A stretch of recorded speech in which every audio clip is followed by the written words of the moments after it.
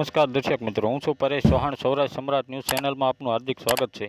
બાળકોને આધાર કાર્ડ વારંવાર રિજેક્ટ જતા હાલાકી ભોગવવાનો વારો આવતા સંજેલી કોંગ્રેસ દ્વારા તાલુકા વિકાસ અધિકારીને રજૂઆત કરાઈ. સંજેલી તાલુકા કોંગ્રેસ સમિતિ દ્વારા તાલુકા વિકાસ અધિકારી શ્રી સંજેલીને આવેદનપત્ર આપી રજૂઆત કરાઈ.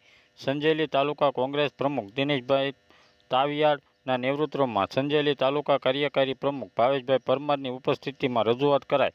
યુવા નેતા જયેશ સંગાડાએ જણાવ્યું હતું કે 0 થી 5 વર્ષના બાળકોના નવીન આધાર કાર્ડ માટે બાળકના જન્મ પ્રમાણપત્ર કાઢવામાં તકેદારી રાખી જન્મ પ્રમાણપત્ર કાઢી આપવા દરેક ગ્રામ પંચાયત કચેરીને વીસીએ એક દિવસીય મિટિંગ કરી ટ્રેનિંગ આપી વ્યવસ્થિત જન્મ પ્રમાણપત્ર કાઢી આપવા આદેશ કરવા રજૂઆત કરાઈ.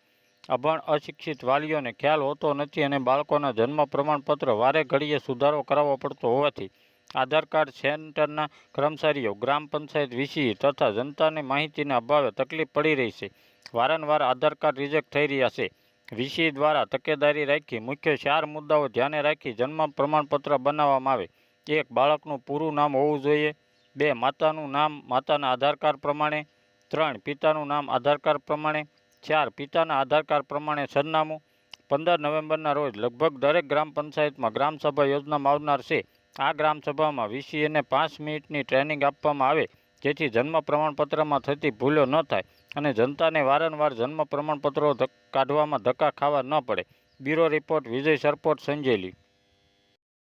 બાળકોના નવીન આધાર કાર્ડ બાબતમાં ઘણા પ્રશ્નો સર્જાઈ રહ્યા છે એટલે આજે સંજેલી તાલુકા કોંગ્રેસ સમિતિના સિનિયર આગેવાનો નેતૃત્વમાં આજે તાલુકા વિકાસ અધિકારીશ્રીને અમે એક આવેદનપત્ર આપીને રજૂઆત કરી છે કે જે નવા જન્મેલા બાળકોના જે જન્મ પ્રમાણપત્ર હોય છે આ જન્મ પ્રમાણપત્રની અંદર બાળકનું પૂરું નામ હોવું જોઈએ.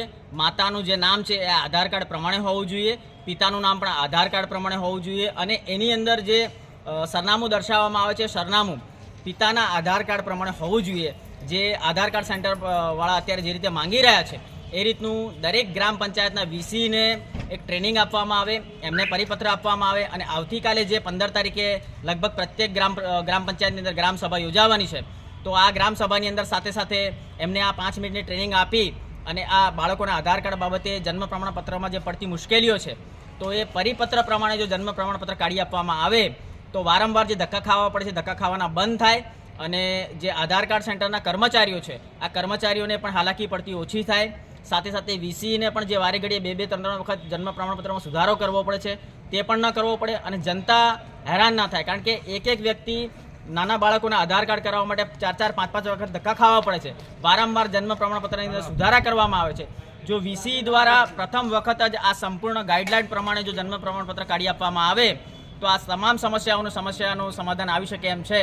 તો આજે તાલુકા વિકાસ અધિકારી મારફતે અમે આવેદનપત્ર આપીને રજૂઆત કરી છે કે આવતીકાલે જ ગ્રામસભા થશે. દરેક ગ્રામસભાની અંદર વીસીને આ બાબતની જાણકારી આપવામાં આવે અને આ જન્મ પ્રમાણપત્રમાં બાબતમાં જે તકલીફો પડી રહી છે આ જન્મ પ્રમાણપત્રની તકલીફોને અંદર સુધારો કરવામાં આવે એવી આજે સંજેલી તાલુકા કોંગ્રેસ સમિતિ દ્વારા રજૂઆત કરવામાં આવી છે. જયેશ સંગાડા.